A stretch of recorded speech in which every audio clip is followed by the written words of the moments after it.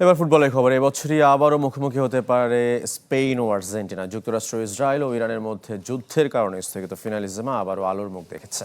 September কিংবা November FIFA উইন্ডোতে হতে পারে দুই মহাদেশীয় শ্রেষ্ঠত্বের লড়াই। গুঞ্জন আছে এটাই হতে পারে লিওনেল মেসির বিদায়ী ম্যাচ। ঢালাইয়ের সেরা প্রিমিয়ার সিমেন্ট।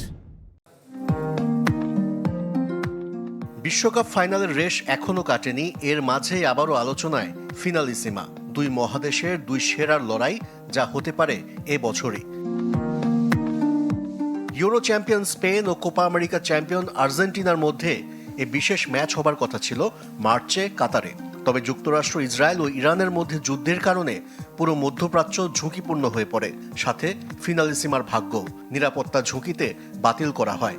এমনকি দোহার লুসাই স্টেডিয়ামের পরিবর্তে মাদ্রিদের সান্তিয়াগো বার্নাবুতে ম্যাচ আয়োজনের পরিকল্পনাও করা হয়।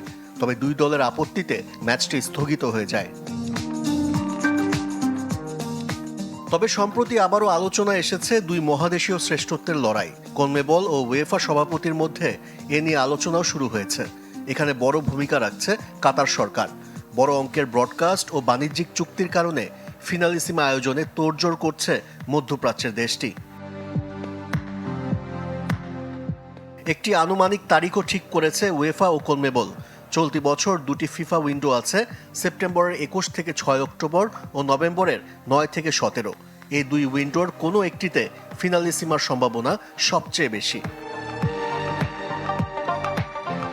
তাতে বিশ্বকাপ ফাইনালের উত্তাপ আবারও ফিরছে বলে গুঞ্জন আছে এই ম্যাচ দিয়ে আন্তর্জাতিক ফুটবলকে বিদায় জানাতে পারেন লিওনেল মেসি।